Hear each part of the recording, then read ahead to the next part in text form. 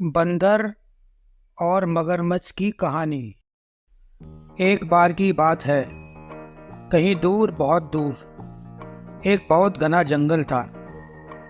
उस जंगल के बीचों बीच एक विशाल नदी बहती थी। नदी के किनारे एक जामुन का पेड़ था, जिस पर बहुत ही खुशमिजाज बंदर रहता था। बंदर पेड़ की लताओं को पकड़कर इधर से उधर और उधर से इधर कूद फांद करता रहता था और भूख लगने पर पेड़ की मीठी मीठी जामुन तोड़ता और खा लेता। पूरे दिन के कूद फांद से थककर रात को मीठी और गहरी नींद में सो जाता। उसी नदी में एक बहुत विशाल मगरमच्छ भी रहता था। बंदर जब भी जामुन खाने लगता, तभी मगरमच्छ उसके पास आ जाता। बंदर मगरमच्छ के लिए भी जामुन तोड़ता और उन्हें नीचे फेंक देता, जिसे मगरमच्छ जल्दी से लपक लेता और बड़े मज़े ले लेकर खाता। वो दोनों बहुत अच्छे दोस्त बन गए और एक दूसरे के साथ ढेर सारी बातें करते, एक दूसरे के साथ हंसते और हंसाते। एक दिन बंदर मगरमच्छ को बहुत सारी जामुन देता है। लो मगरमच्छ भाई, इन मीठे जामुनों को अपनी पत्नी के लिए ले जाओ। मगरमच्छ ने जामुन अपने मुंह में रखी और तेजी से अपनी गुफा की ओर चल पड़ा। यह सोचकर वह अपनी पत्नी के पास पहुंचता है। उसकी पत्नी जामुनों को देखकर बहुत खुश होती है और डांस करने लगती है। मगरमच्छ जल्दी से उसके हाथ में जामुन देता है। मगरमच्छ की पत्नी जामुन खाती है और बहुत खुश होती है। तभी उसके दिमाग में एक योजना आती है और वह सोचती है, जो बंदर इन जामुनों को रोज खाता है, उसका दिल कितना मीठा होगा। मुझे उस बंदर का दिल खाना है। उस बंदर को किसी भी तरह मेरे पास लेकर आओ। अरे ये तुम क्या कह रही हो भाग्यवान? तुम जानती हो वह बंदर मेरा परम मित्र है। मैं ऐसा नहीं करूँगा। ऐसा सुनकर मगरमच्छ की पत्नी बहुत गुस्सा हो जाती है और उससे बात करना बंद कर देती है। हार कर मगरमच्छ को अपनी पत्नी की बात माननी पड़ती है और वह कहता है, ठीक है, मैं उसे गुफा में लेकर आता हूँ। तुम यहीं पर उसको मारकर उसका दिल खा लेना। यह सुनकर मगरमच्छ की पत्नी बहुत खुश हो जाती है। मगरमच्छ नदी में तैरता हुआ जामुन के पेड़ की तरफ चल देता है। बंदर पेड़ पर सो रहा होता है। तभी मगरमच्छ तैरता हुआ उसके पास आता है और कहता है,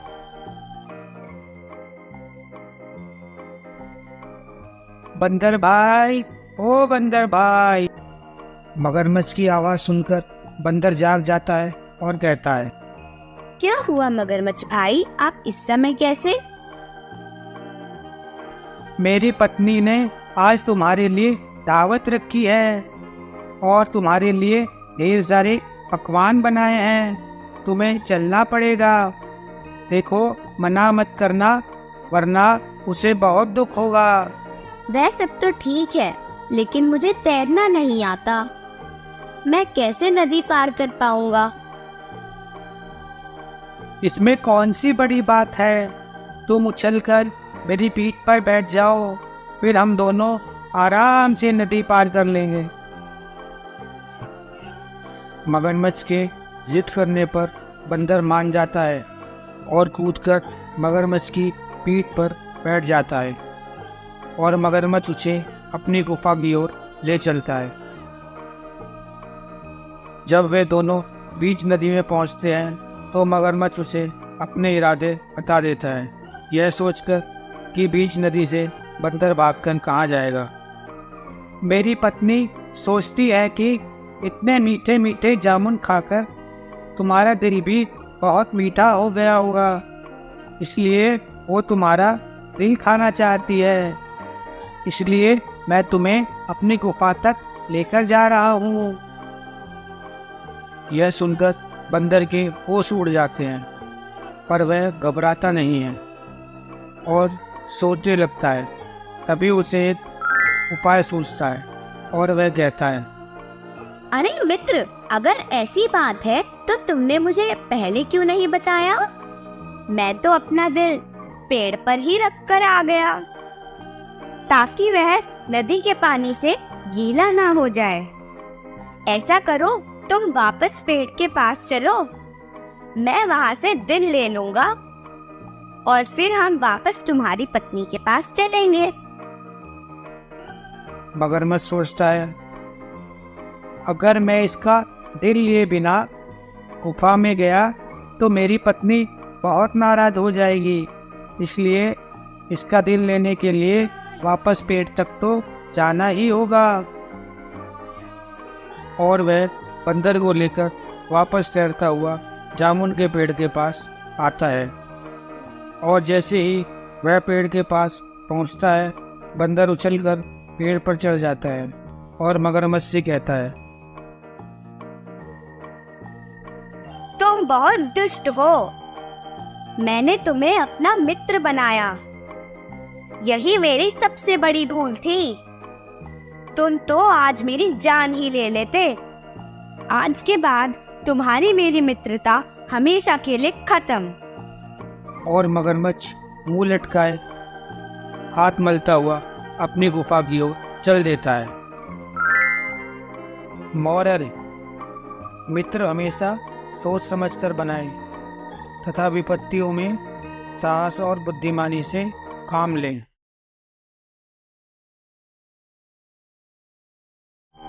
बहुत समय पहले की बात है। एक हरे भरे जंगल में एक चालाक लोमड़ी रहती थी। वो इतनी चातुर थी कि पहले जानवरों से दोस्ती करती, उनका विश्वास जीतती और फिर धोखे से उन्हें पकड़कर मार डालती और अपना भोजन बना लेती। इससे सभी जानवर उससे दूर ही रहना पसंद करते थे। एक बार वह भोजन की तलाश कर रही थी। काफ़ी समय तक उसके हाथ कोई जानवर नहीं लगा। थोड़ी दूर चलने पर उसे एक खरगोश दिखाई दिया।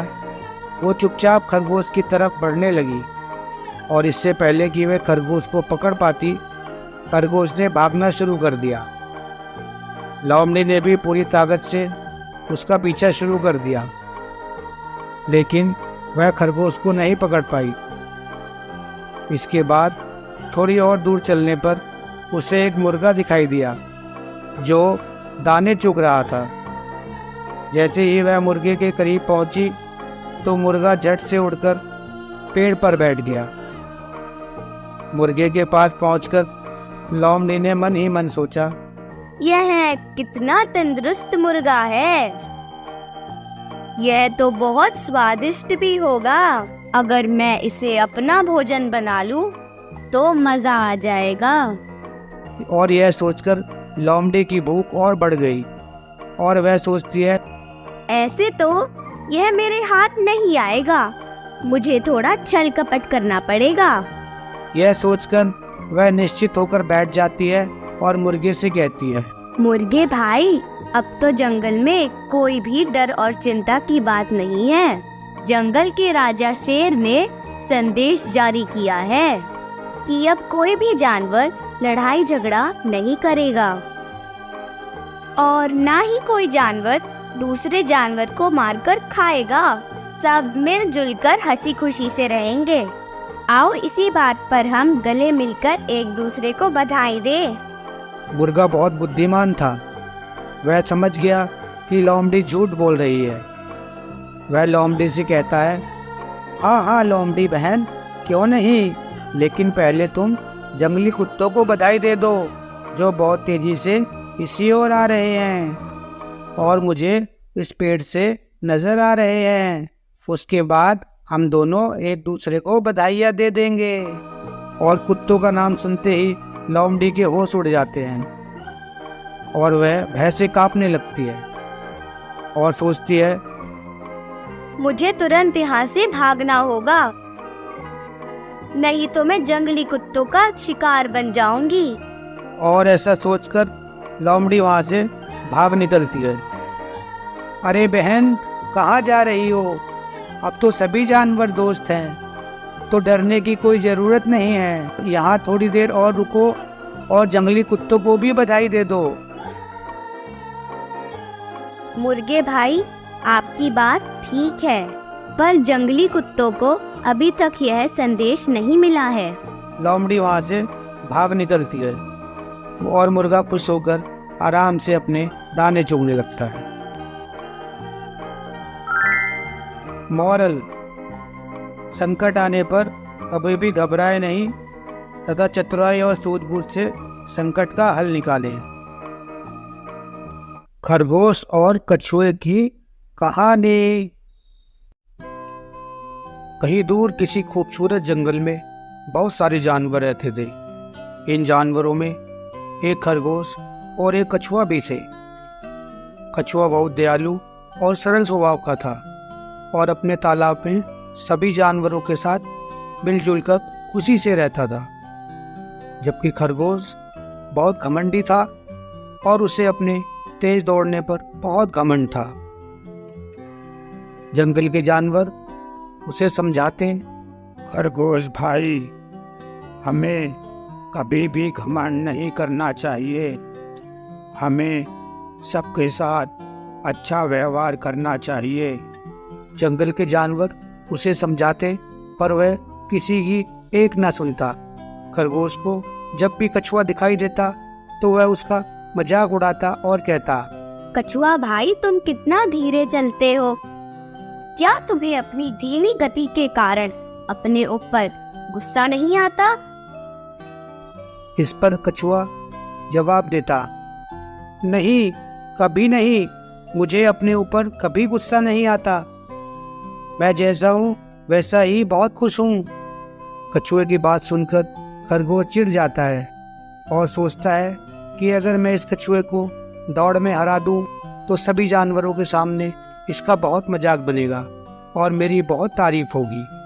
ऐसा सोचकर खरगोश कछुए से कहता है, मैं तुम्हारे साथ दौड़ की प्रतियोगिता करना चाहता हूँ और यह दिखाना चाहता हूँ कि मैं तुमसे ज्यादा बेहतर हूँ।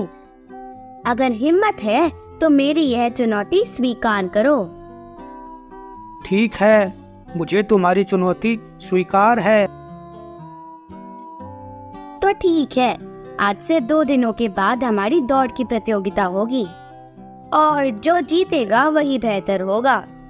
और यह कहकर दोनों अपने अपने घर की ओर चल देते हैं। 2 दिन बाद दोनों प्रतियोगिता स्थल पर पहुंचते हैं, जहां सारे जानवर पहले से ही मौजूद होते हैं। हाथी दाता उन्हें दौड़ के नियम बताते हैं। तुम दोनों में से जो भी जंगल के दूसरी ओर लगे झंडे को पहले पार कर लेगा वही दौड़ का विजेता होगा। उसके बाद दौड़ शुरू होती है और दोनों दौड़ने लगते हैं। खरगोश बहुत तेजी से दौड़ता है और कछुआ धीरे धीरे दौड़ने लगता है। थोड़ी देर में खरगोश बहुत आगे निकल जाता है।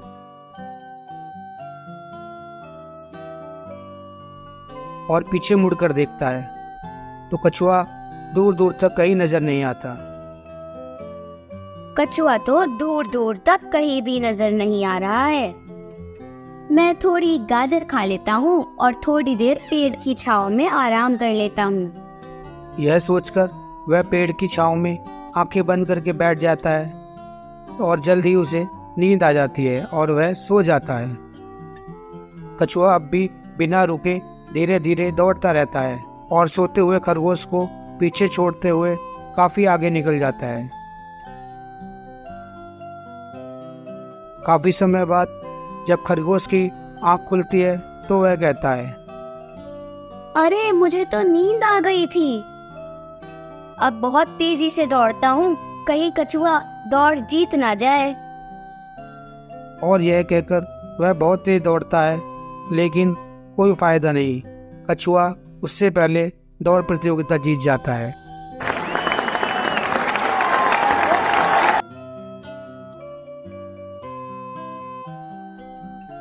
कछुए भाई, आप जीते, मैं हारा। मुझे माफ कर दो। आज के बाद मैं कभी अपने तेज दौड़ने पर घमंड नहीं करूँगा। मॉरल: जीवन में कभी भी घमंड नहीं करना चाहिए। निरंतर प्रयास और मेहनत करने वालों की सदा जीत होती है।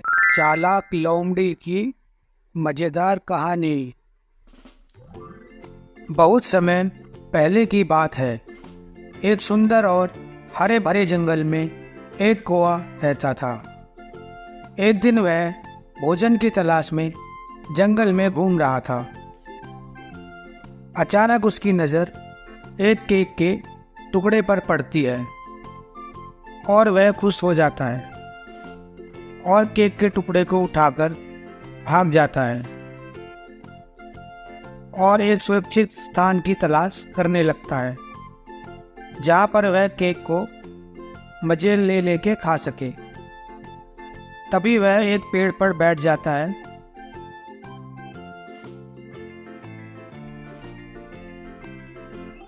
उसी समय उधर से एक लोमड़ी गुजर रही थी। कोए की चोंच में केक का टुकड़ा देखकर उसके मुंह में पानी आ जाता है और वह उस टुकड़े को हथियाने के लिए योजना बनाती है और कोए से कहती है, नमस्ते कौआ भाई, कैसे हो आप? मैं इस जंगल में नई आई हूँ। लेकिन कौवा कोई जवाब नहीं देता। इस पर लोमड़ी फिर कहती है, और सब जानवर मुझे बता रहे थे कि इस जंगल में सबसे सुंदर और बुद्धिमान आप ही हो। मैंने तो ये भी सुना है कि आप बहुत मीठा गाते हो। क्या आप मुझे अपनी मीठी आवाज में एक गाना सुना दोगे? मैं आपका यह एहसान जिंदगी भर नहीं भूलूंगी। अब अपनी तारीफ सुनकर कौवा बहुत खुश हो जाता है और लोमड़ी की बातों में आकर गाना गाने के लिए तैयार हो जाता है। लेकिन जैसे ही वह गाना गाने के लिए अपनी चोंच खोलता है, तभी केक का टुकड़ा उसकी चोंच से निकलकर नीचे गिर जाता है। यह देखकर लोमड़ी तुरंत भागकर केक के टुकड़े के पास जाती है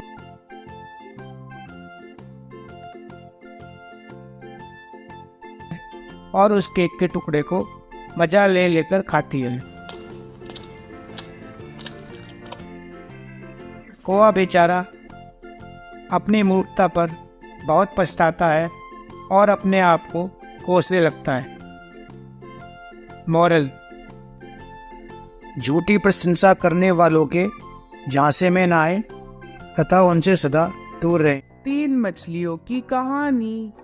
बहुत समय पहले की बात है। दूर किसी जंगल में एक विशाल नदी थी। नदी के पास ही नदी से जुड़ा एक छोटा तालाब था। तालाब में मछलियों के खाने के लिए खूब सारी वनस्पतियां और पौधे थे। इस कारण सभी मछलियां नदी के रास्ते तालाब में आकर तालाब में ही रहती थीं। तालाब ऐसी जगह था जहां लंबी लंबी झाड़ियां थीं। इसलिए तालाब आसानी से दिखाई नहीं देता था। उस तालाब में 3 मछलियां भी रहती थीं, जिनके नाम मौली, पॉली और भोली थे। वो तीनों थी तो दोस्त, पर उनका स्वभाव बिल्कुल अलग था। मौली मछली दूरदर्शी थी और संकट को पहले ही जान लेती थी और उसके अनुसार उसका हल पहले ही निकाल लेती थी। पॉली मछली बहुत बुद्धिमान थी और संकट आने पर उसका हल निकाल लेती थी। भोली मछली का मानना था कि कर्म करने से कुछ नहीं होता, होता वही है जो भाग्य में लिखा होता है। एक दिन एक मछुआरा नदी से मछलियां पकड़कर उन्हें बेचने बाजार जा रहा था, पर वह खुश नहीं था क्योंकि वह ज्यादा मछलियाँ नहीं पकड़ पाया था। वह सोचता है, पूरा दिन नदी में मछलियाँ पकड़ने के बाद भी इतनी कम मछलियाँ। इस नदी की मछलियाँ आखिर गई कहाँ? तभी उसकी नजर कुछ बगुलों पर पड़ती है जो मजे से मोटी मोटी मछलियाँ खा रहे थे। अरे, यह बगुलों के पास इतनी मोटी मोटी मछलियाँ कहाँ से आई? जरूर आसपास में कोई तालाब है जहाँ से ये बगुले मछलियाँ पकड़ते हैं। यह सोचकर वह तालाब की खोज करने लगता है और थोड़ी देर में उसे झाड़ियों के बीच से तालाब नजर आता है और वह तालाब के पास पहुंच जाता है। अरे वाह, मेरा अंदाज़ा बिल्कुल सही निकला। यहाँ एक तालाब है और यह पूरा मछलियों से भरा पड़ा है। कल सुबह यहाँ आकर जाल डालूंगा और ढेर सारी मछलियाँ पकड़ूंगा और उन्हें बाजार में बेचकर खूब सारा धन कमाऊंगा। उसकी यह बात तीनों मछलियाँ भी सुन लेती हैं। साथियों, आप सबने मछुआरे की बात सुन ली है। अब इस तालाब में रहना खतरे से खाली नहीं है। अभी सही समय है, हमें उपाय करना होगा। इसलिए मैंने तो सोच लिया है कि मैं तो नदी में रहने जा रही हूँ। और मौली तुरंत नदी में चली जाती है। पॉली कहती है, मैं तो अभी नहीं जा रही, अभी तो मछुआरा सिर्फ बात कर रहा है। हो सकता है उसका इरादा बदल जाए या उसका जाल टूट जाए या गांव में बाढ़ आ जाए और वह यहाँ मछलियाँ पकड़ने ही ना आए, या आए भी तो मैं उसके जाल में ना फंसूं। पॉली कहती है, यहाँ से जाने से कुछ नहीं होगा। अगर मछुआरों का यहाँ आना तय है तो वह जरूर आएंगे, और अगर हमारा उनके जाल में फंसना लिखा है तो हम फंसेंगे। होगा वही जो हमारे भाग्य में लिखा है, इसलिए मैं तो कोई उपाय नहीं करने वाली। सुबह होते ही मछुआरा जाल लेकर तालाब पर पहुंच जाता है और जाल को तालाब में डाल देता है। जाल धीरे धीरे नीचे जाने लगता है। पॉली ने जब देखा कि संकट आ गया है तो उससे बचने के लिए उपाय सोचने लगी। तभी उसे याद आया कि नदी के तल में एक सड़ी हुई मछली काफी दिनों से मरी पड़ी है और उसके शरीर से बहुत गंदी बदबू आ रही है। उसे तुरंत एक उपाय सूझता है और वह मरी हुई मछली की तरफ तेजी से भागती है और उस गंदी बदबू में अपने शरीर को कुछ देर तक रखती है, जिससे अब उसके शरीर से भी वही गंदी बदबू आने लगती है। तभी जाल मछलियों के ऊपर आकर गिरता है और बहुत सारी मछलियां जाल में फंस जाती हैं, जिनमें पॉली और भोली भी थीं। मछुआरा जाल को ऊपर खींचता है और देखता है कि जाल में बहुत सारी मछलियां फंसी हुई हैं। वह बहुत खुश हो जाता है और मछलियों का निरीक्षण करके उन्हें टोकरी में डालने लगता है। जब वह पॉली का निरीक्षण करता है तब उसे उसमें से बहुत गंदी बदबू आती है और वह सोचता है, शी, कितनी गंदी और बदबूदार मछली है। इसे तो कोई नहीं खरीदेगा, और अगर यह मछली और मछलियों के साथ रही तो इसकी यह गंदी बदबू और मछलियों को भी लग जाएगी और फिर कोई मेरी मछली नहीं खरीदेगा। यह सोचकर वह पॉली को वापस तालाब में फेंक देता है। तालाब में जाते ही पॉली खुशी से झूम उठती है और कहती है, जान बची तो लाखों पाए, और खुश होकर तालाब में तैरने लगती है। लेकिन भोली और मछलियों के साथ मछुआरे की टोकरी में कैद हो जाती है। मॉरल: भाग्य के भरोसे बैठने पर सदैव हानि होती है, जबकि मेहनत, लगन और बुद्धिमानी से बड़े उद्देश्य को भी प्राप्त किया जा सकता है। प्यासा खोआ। यह गर्मियों के दिन थे। चिलचिलाती धूप में जल्द ही सभी तालाब और नदियां सूख गई थी। और दूर दूर तक पानी का कोई नामो निशान नहीं था। एक प्यासा कौवा पानी की तलाश में इधर उधर उड़ रहा था, पर उसको कहीं भी पानी नजर नहीं आ रहा था। थककर वो एक पेड़ की डाल पर बैठ जाता है और आसमान की तरफ देखते हुए कहता है, हे भगवान, इतनी गर्मी और ऊपर से कहीं भी पानी नजर नहीं आता। अगर ऐसे ही पानी नहीं मिला तो प्यासा ही मरना पड़ेगा। हे प्रभु, मेरी प्रार्थना सुन लीजिए और कहीं से पानी का प्रबंध कर दीजिए। और ऐसा कहकर फिर से एक बार पानी की तलाश करने लगा।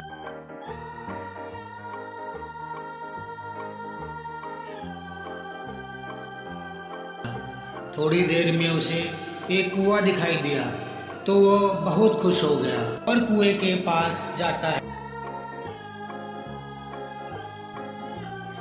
हे प्रभु, धन्यवाद, आपने मेरी प्रार्थना इतनी जल्दी सुन ली। लेकिन जैसे ही वह कुएं के अंदर देखता है तो उसकी सारी खुशी गायब हो जाती है, क्योंकि कुआं बिल्कुल सूखा था। उसके बाद वो फिर भगवान से प्रार्थना करता है, हे भगवान, अब मेरे पास ज्यादा ताकत नहीं बची है और मैं ज्यादा देर तक प्यासा उड़ नहीं पाऊंगा। अगर जल्दी पानी नहीं मिला तो मृत्यु को प्राप्त होना पड़ेगा।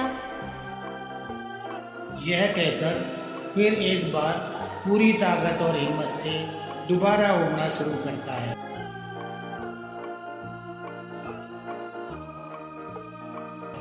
और थोड़ी देर में वो एक गांव के ऊपर से उड़ता हुआ जा रहा होता है तो तब उसकी नजर एक घर के पास रखे घड़े पर पड़ती है और वह घड़े के पास पहुंच जाता है और खुश होकर घड़े के अंदर झांकता है, लेकिन फिर से निराश हो जाता है। घड़े में पानी तो था पर बहुत नीचे था, जहां पर उसकी चोंच नहीं पहुंच सकती थी। हे भगवान, यह कैसी परीक्षा ले रहे हो आप? इस घड़े में पानी तो है लेकिन बहुत नीचे है, अब क्या करूं? लेकिन कौवा घबराता नहीं है और ठंडे दिमाग से सोचने लगता है। तभी उसकी नज़र पास में पड़े छोटे छोटे पत्थरों पर पड़ती है। अचानक उसे एक उपाय सूझता है और वो उन पत्थरों को एक एक करके घड़े में डालना शुरू कर देता है।